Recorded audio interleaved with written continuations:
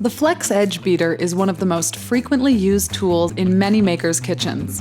That's why it's important to properly clean and maintain them.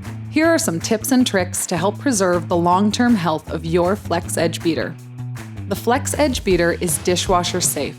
We recommend placing it in the upper rack.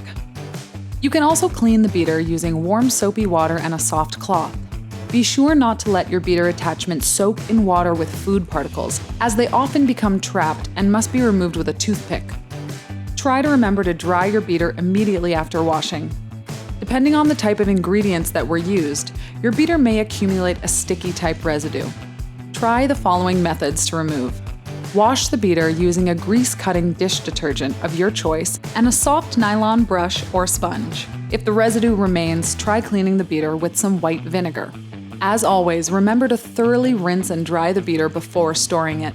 Drying is just as important as washing when it comes to maintaining your Flex Edge Beater.